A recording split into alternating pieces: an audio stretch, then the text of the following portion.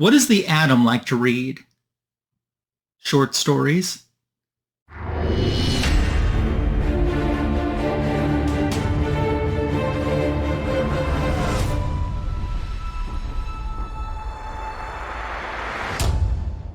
Welcome to today's Comic Book Editions video. A few weeks back, on a Sunday, I impulsively decided to attend a comic show in New Berlin, Wisconsin. In today's video, I'm going to share with you my haul from that, which includes a comic book I've wanted since I was a childhood collector. Now, I've been to this comic show before, and I've been to New Berlin before, but this was moved to a new venue. When I got there, it was a little bit smaller than the previous venue, and there weren't as many dealers, but that doesn't mean I didn't find as many great things for my collection, because I think I did really good. I'm going to share with you in order of how I purchased them, starting now. Wonder Woman Day France, #1. To my knowledge, this came out in 2017. It blows my mind that a comic book from France that I didn't know existed could end up at a little teeny tiny comic book show in a VFW hall in New Berlin, Wisconsin, all these years later. Included inside is Wonder Woman Volume 5, Issue 2 reprinted. Now that's the Greg Rucka, Nicola Scott creation. And what I liked about this era, at least with Wonder Woman, I wish they would have done this with the other titles. It was published bi-monthly, so 2 issues a month. The first story would be a current in-continuity story. That's the odd-numbered issues. Then the even-numbered issues would kind of go back to like a year 1 in origin.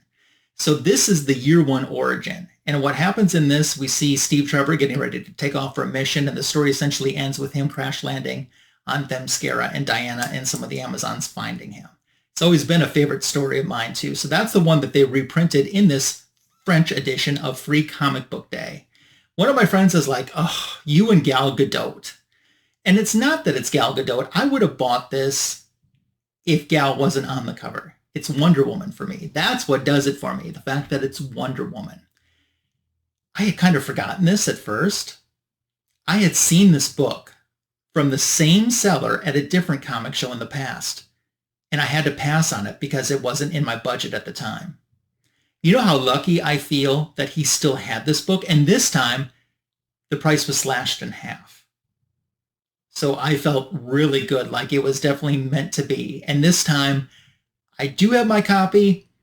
Wasn't aware of this even existing before seeing this book, the first time that I saw this dealer offer it at a comic show, and had to pass on it. And so happy that it was still waiting for me, and I got a second go around, and I wasn't going to take that for granted. So it was the first official purchase that I made at the convention. I'll tell you about my unofficial purchase later on when we get to that book here in my stack. But happy to have this. I love my Gal Gadot photo covers. I love my international comic books, especially Wonder Woman, my foreign edition comics. So this check marks a lot of boxes for me.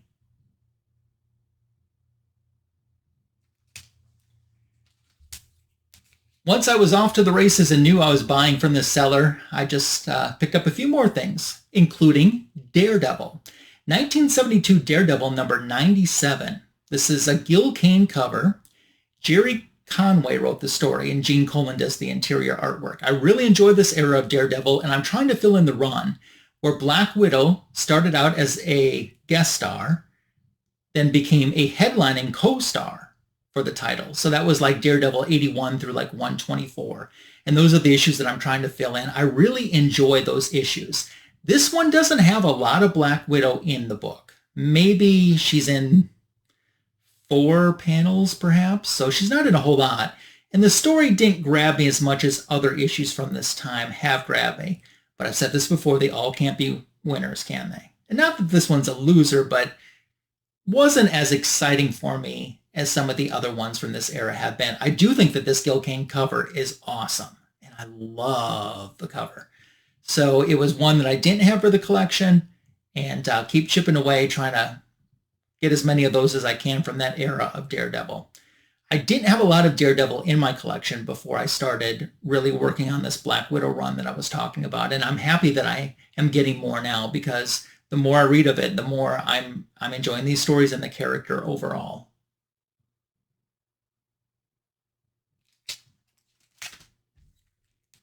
This book was an upgrade for me. When I was a childhood collector, I bought it originally.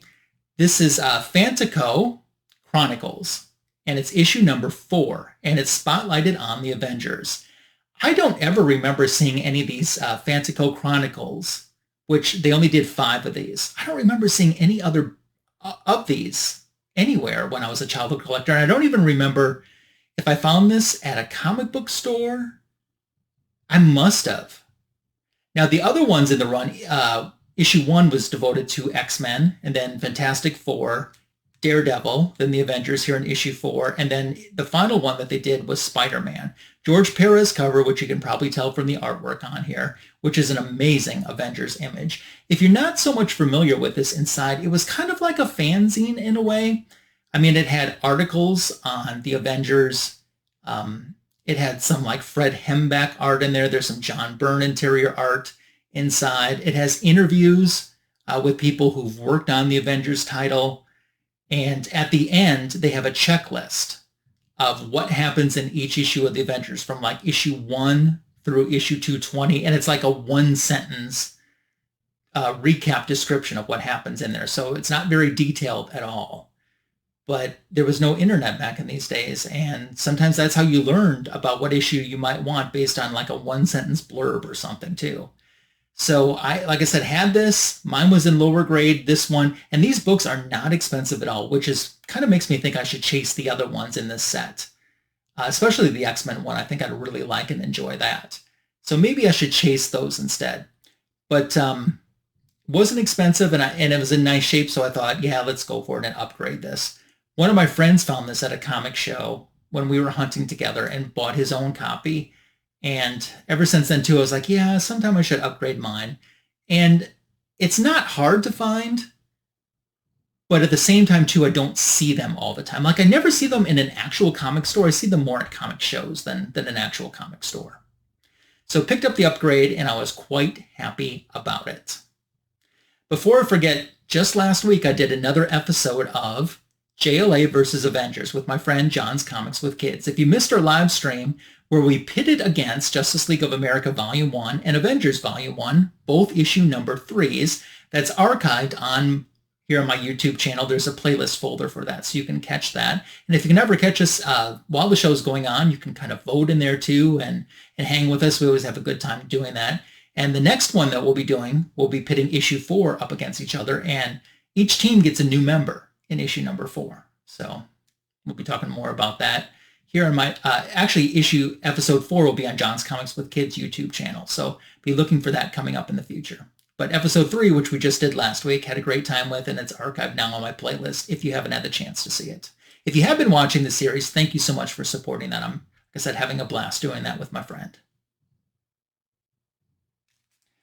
And since I was talking about the Justice League, let's show a Justice League comic book. This is Justice League of America number 200.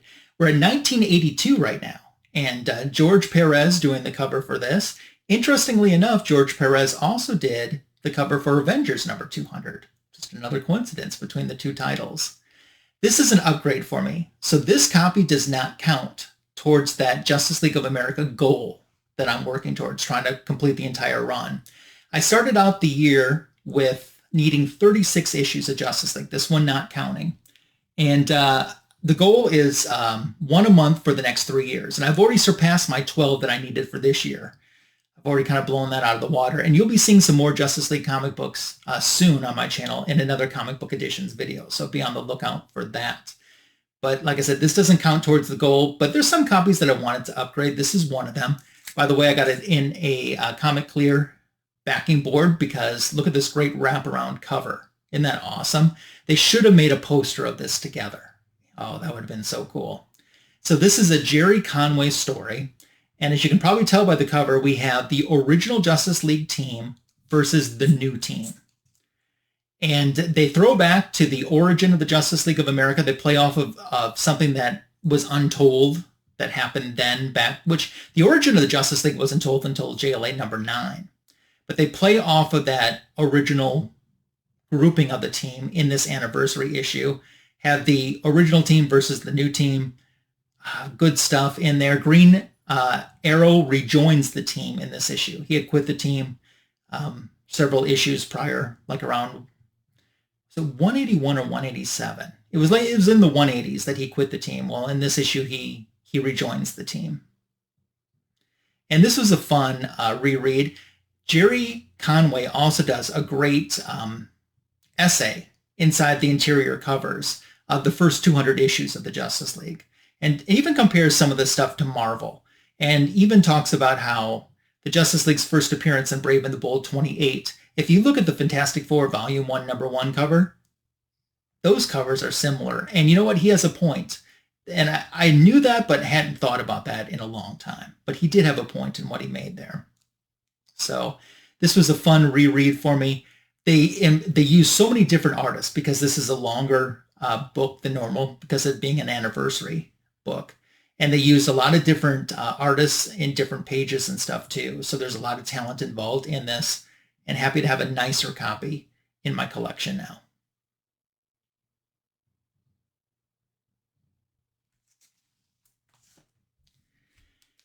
This book was a little impulsive. So it's Justice League versus Suicide Squad number 1. This came out in 2017. And I have a copy of this book already, which was A-OK to me from my friend Steve Whiting, but it wasn't this cover. It was a different exclusive cover. They had a bunch of different exclusive covers for issue number 1, most of them pairing Harley Quinn versus Wonder Woman on all the variant covers. This one, which is a Lee Bermijio cover, I've always liked. And really, I wanted to get the Virgin variant of it, but that's starting to get harder to find, or at least harder to find in the price range that I want to pay for it. So as a placeholder, in case I never end up getting it, I don't like using the word never, but for now, at least I have the trade dress version, which I think is pretty cool. This was a Forbidden Planet Jetpack exclusive cover. 2017 is when this limited series kicked off. And they didn't have the Virgin as an option, so I got the trade dress version, and I'm happy with this, at least for right now. So I know I can think of one of my other friends here in the comic book community that has the Virgin cover of this, and oh, I'm kind of jealous, but maybe someday. We'll see. This also was a good story to go back and reread and enjoy as well. I don't have any of the other issues from this limited series, but I had this. I remember reading the original one from the copy that Steve Whiting gave me, and I went back and reread this too and still enjoyed this one.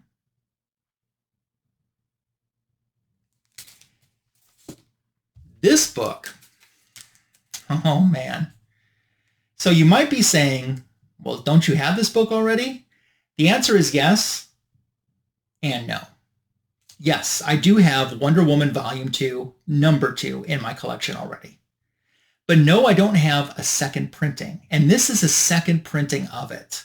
How you can tell, there is no month up here underneath the issue number. There should be a month listed, but there isn't.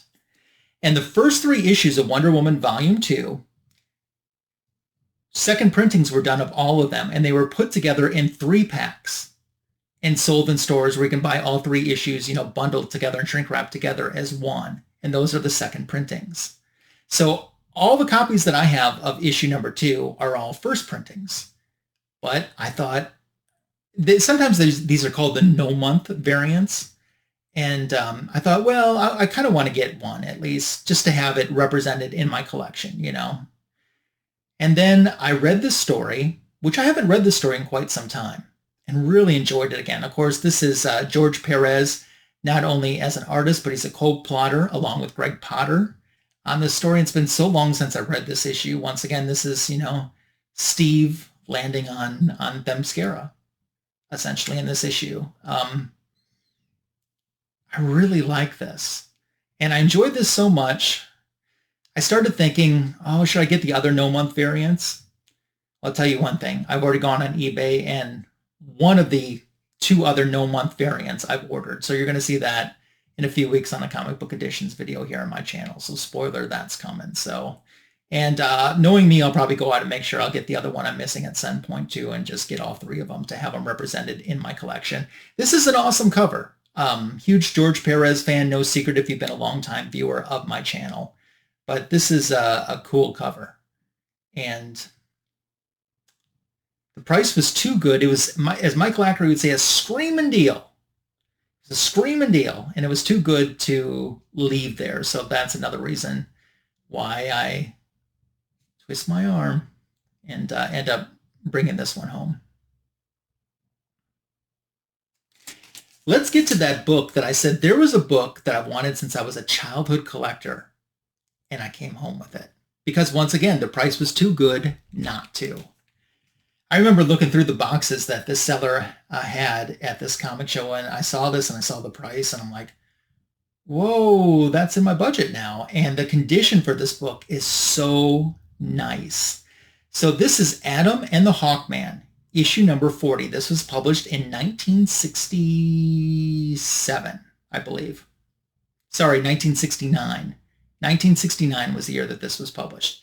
Joe Kubert doing the cover art for this. I remember when I was a little kid, I would get the Overstreet Price Guide.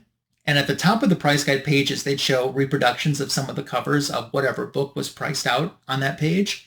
And this was one of the ones that they featured. And I always thought, oh, that is such a great cover, and I want to get that someday. And I've seen it a few times, and it's always ended up costing a little bit more than I wanted to spend. But not this time. This time it came in exactly in budget. So in the Silver Age, DC canceled the Atom's solo title and Hawkman's solo title, and they combined the two into one book and kept the numbering going from the Atom's numbering, because his numbering was higher than Hawkman's numbering. Back then, a higher number meant something more than constantly rebooting and restarting with a number one. They combined the two titles as Atom and the Hawkman with issue number 39. So this is the second issue that they did under the combined title together. And I wasn't for sure if they would be one story with two of them together in the same story, or two separate stories just in one issue. And they were two separate stories just in one issue. The Atom story, written by Gardner Fox, art by Dick Dillon, so that's like a Justice League creative team. That was a story where an FBI agent impersonates Ray Palmer, and the Atom goes along to try to save him from these enemy agents. And then you have the Hawkman story, which is completely separate. As I said, the two characters don't interact together except for on the cover. And the Hawkman story is Gardner Fox as a writer, and Joe Kubert, who did the cover, did the interior for the Hawkman. And that's about this guy that every time he's in danger, he disappears into another place. And at one point, he disappeared from a dangerous situation and ended up in Hawkman's ship, and that's how Hawkman came in contact with him and how the story progressed. So this combined title didn't last very long. It didn't even last a full year. Maybe 8 or 9 issues, maybe 8 issues sounds right, that they did together. I would be kind of interested to pick up some more of this title. I'd like to see if there's any issues where the two characters interact together throughout the entire story. That would be kind of cool. And I know in one of these feature issues, it might be 43, is the first appearance of Gentleman Ghost, which would be a cool issue to get. With Hawkman, too, a lot of times I take for granted that I'm just going to get Hawk Girl, or as Hawk Woman, as she's known as now. I'm just going to get Shiera as a given. She wasn't in this Hawkman story. So that's like the second time recently where I bought a Hawkman book just thinking I was going to get Shiera automatically, and I didn't get her. So, interesting. Finally, getting this one in the collection felt fantastic. I also picked up some Freedom Fighter comic books, which I'm not showing you because they were a birthday gift to my friend, Mr. Fridgeart. He celebrated his birthday at the end of last month. So happy belated birthday, Mr. Fridgeart. And those Freedom Fighter books that you got in your box, they came from this show, along with all the books that I'm showing you today. A couple more to show before we wrap it up. Superman's Girlfriend, Lois Lane, number 124. This is from 1972, Bob Oksner doing the cover. I'm trying to collect this series from the end on back. And this was the highest numbered issue that I didn't have. So I got this now. I tend to see a lot of Lois Lane around at comic shows and stuff too. And I wish I would have started buying those a couple years ago before I did start buying them, because I don't see them as much, but I still see them fairly frequently. And the Lois Lane books towards the end of the run, like from issues, I don't know, 80 some on up are the ones that I really enjoy, but especially the ones from 105 to the end of a run, because in most of those, there's a backup feature of Rose and Thorn. This one has that Rose and Thorn story. That one was kind of silly. Rose takes a job in a factory. Of course, she blacks out. She blacks out and becomes Thorn, solves the crime, and then comes back, and as Rose, she gets fired for disappearing, and she doesn't know why she disappeared or whatever. So it's kind of a weird story. Lois Lane is kind of an odd story too. Superman essentially gets captured. I believe it was via magic. And Lois is possessed, and they make her into like this jungle queen, and they tell her to sacrifice Superman, and she throws out the order. But at this point, Superman, who I think, if I remember this correctly, was just pretending that he had fallen, under their spell, and really hadn't. He was barking like a dog, and that kind of tripped Lois out and made her realize it was so ridiculous to see Superman barking as a dog that broke the control spell that they had over it. It's a mess, but it's still a fun issue to have. So felt pretty good that I'd come home with some type of a Lois Lane comic book in my collection at this comic show. Didn't know which one specifically, and I was looking at a few other Lois Lane books, but ultimately I thought, no, let's get this one. I've been passing up on this one for quite a long time, and many times I've passed up on this one for a different Lois Lane issue. So this time I finally went with it, and I'm happy that I did. So I have one last pickup from this comic show to share with you. This actually was the first book I knew I was going to buy. The last one that I bought, but the first one I knew I was going to buy. How about that? It's Isis. And this is not so much a traditional comic book. This is, it's a Golden Press book. And it's more like a book. There aren't like comic book panels. There'll be a page with a drawn image of Isis, but there might be like one page of all text, and then the next page might be half a page of text or a full color splash of an animated hand-drawn Isis, based off of the Joanna Cameron TV show from the time. I had or have this book as a childhood collector. I know mine wouldn't be in as nice of condition as this one is in. I haven't been able to find that. I'm sure it's probably at my parents'. I can't imagine them throwing that out, with them knowing how much I liked Isis. But I hadn't been able to find it the last so many times that I was there looking for it. So I thought, let's just get it, because I know that this is in better condition. So when I went to this comic show, this was like the first thing that I saw that I'm like, I know I'm going to buy this. But the reason I didn't buy it instantly, I was 99.9% sure no one else in the show was going to end up buying this book. No one else would have an interest in this but me. So I wanted to see what other books that other dealers had to offer. But in the back of my mind, I always put some money aside, from my allotment that day, my budget, so I could go back and make sure to get this. And also, if I cruised everyone else first, I could go back and buy a few books from him, and they did make a discount for multiple books. So I knew how much I had to work with overall by putting this to the end.